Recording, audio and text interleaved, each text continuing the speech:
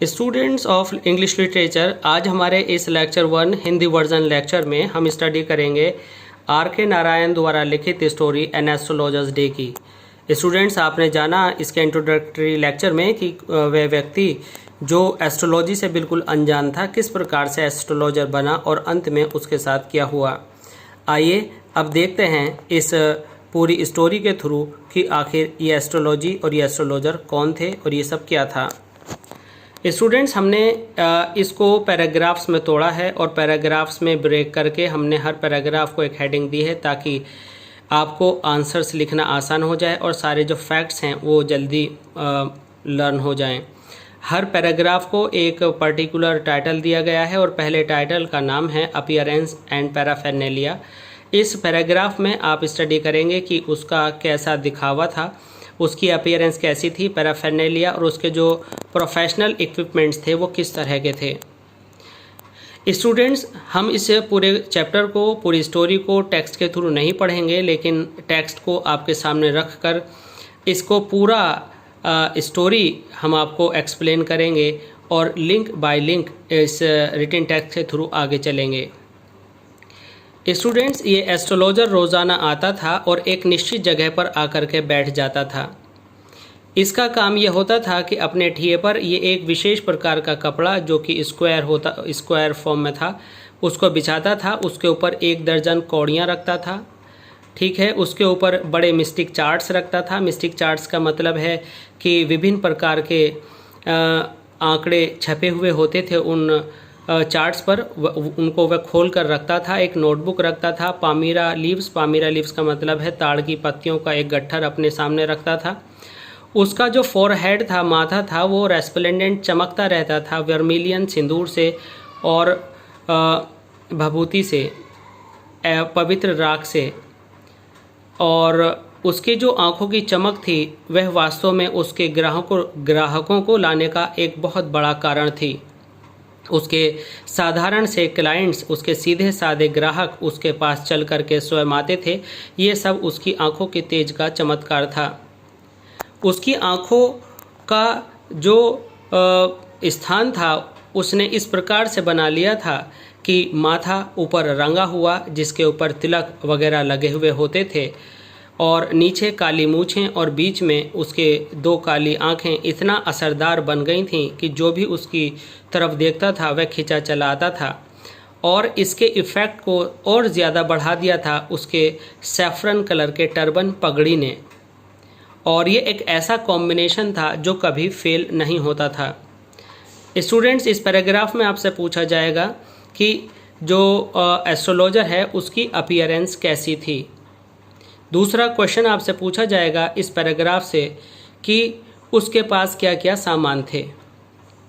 आइए आगे चलते हैं। और पीपल, जो अब दूसरे पैराग्राफ को हमने नाम रखा है उसका बिजनेस का स्थान। स्टूडेंट्स, जो लोग उसकी तरफ अट्रैक्ट होते थे वो बिल्कुल ऐसे अट्रैक्ट होते थे जैसे किसी फूलों के झुंड की तरफ मधुमक्खियाँ अट्रैक्ट होती हैं। और वह एक इमली के पेड़ के नीचे बैठा करता था। वह एक ऐसा रास्ता था जो टाउन हॉल पार्क को जाता था। ये एक ज़बरदस्त रिमार्केबल रास्ता था और इस रास्ते पर बहुत सारी भीड़ चला करती थी।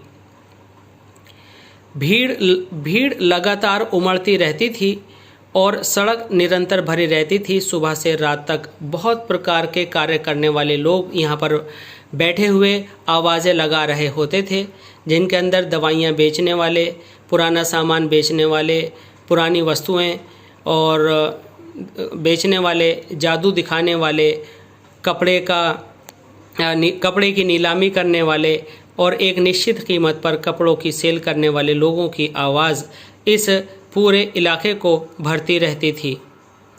उससे आगे एक मूंगफली बेचने वाला लगातार विभिन्न प्रकार की आवाज़ें लगाता हुआ वहाँ पर खड़ा रहता था, जो कि अपनी मूंगफलियों को विभिन्न प्रकार के नाम देता रहता था। कभी कहता था ले जाओ भाई बॉम्बे की आइसक्रीम, कभी कहता था ले जाओ भाई दिल्ली के बादाम, कभी कहता था ले जाओ भाई राजा की मिठाई, और इस तरह से वह बहुत सारे दूसरे नाम लेता रहता था। लोग वहाँ पर भीड़ लगाते रहते थे और उसके इर्द गिर्द जमा रहते थे और एक बड़ी मात्रा धीमे धीमे करके एस्ट्रोलॉजर के पास से इधर से उधर आती जाती रहती थी। इस तरह से एस्ट्रोलॉजर अपना बिजनेस चलाता रहता था। शाम के समय में वहाँ पर जो मूंगफली वाला था उसके यहाँ पर जो जलने वाली आग की रोशनी थी उसमें वह अपना बिजनेस चलाया करता था और उसका जो स्थान था उस स्थान की रौनक को म्यूनिसिपल कॉरपोरेशन के द्वारा लगाई गई लाइट ने बढ़ा लिया था और ये जो स्थान था वहाँ पर जो दुकानें थीं उन दुकानों की लाइटों ने, जिसमें से हिसहिसाने वाली पेट्रोमैक्स की लाइट्स लगातार आवाज़ करती रहती थीं और कुछ लाइटें जो कि एक फ्लेम के रूप में, दीपक के रूप में जलती रहती थीं, वे लगातार इस एस्ट्रोलॉजर के काम को शाम में चलवाती रहती थीं। वहाँ पर साइकिल लैंप्स थे और खंभों पर लगे हुए दीपकों की रोशनी में यह एस्ट्रोलॉजर अपने कार्य को रात में मैनेज करता रहता था। और इसके अलावा वहाँ पर अगर कोई रोशनी होती थी तो कई दुकानों से आने वाली कट क्रॉस में जो सड़क पर रोशनी पड़ती थी वह रोशनी इसकी दुकानदारी को चलवाती रहती थी और एस्ट्रोलॉजर के लिए ये सब कुछ काफ़ी था। हालांकि जो ये एस्ट्रोलॉजी थी, इस एस्ट्रोलॉजी के बारे में इस एस्ट्रोलॉजर को कुछ भी नहीं पता था और उसे ये भी नहीं पता था कि कैसे वह एस्ट्रोलॉजर बन जाएगा और कैसे वह अपने इस प्रोफेशन को आगे बढ़ाएगा। उसे कुछ भी पता नहीं था कि उसके भविष्य में अगले मिनट होने वाला क्या है और इतना ना कुछ जानने के बाद भी उसने एक ऐसा व्यवसाय चुना था जिसको एस्ट्रोलॉजी कहते थे। एस्ट्रोलॉजी के नाम पर वह सितारों के बारे में बिल्कुल इतना अनजान था जितने कि उसके कस्टमर्स थे। कस्टमर्स भी सितारों के बारे में, नक्षत्रों के बारे में कुछ नहीं जानते थे और ये एस्ट्रोलॉजर भी अपने नक्षत्रों के बारे में और किसी के भी नक्षत्रों के बारे में कुछ नहीं जानता था और ये भी इतना ही अनजान था नक्षत्र के बारे में जितना कि इसके कस्टमर्स।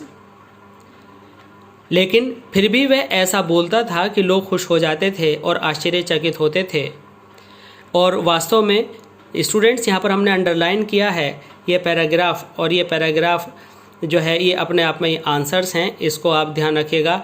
वह इस सारे काम को अपने मक्कारी के साथ किए गए अंदाज़ा लगा कर के, अनुमान लगा कर बताने में यूज़ करता था और उसको ये अच्छे से पता था कि किस व्यक्ति को क्या बताना है। बताते बताते वह अंदाज़ा लगाते लगाते, लोगों की बातें सुनते सुनते ये सीख गया था और इस प्रकार इस कार्य को करने में उसको इतना निश्चित हो गया था कि क्या आखिरकार लोगों को बताया जाए जिससे कि वह प्रसन्न हो जाएं। और वह इतना कमा लेता था जितना कि एक आम काम करने वाला इससे कमा लेता है।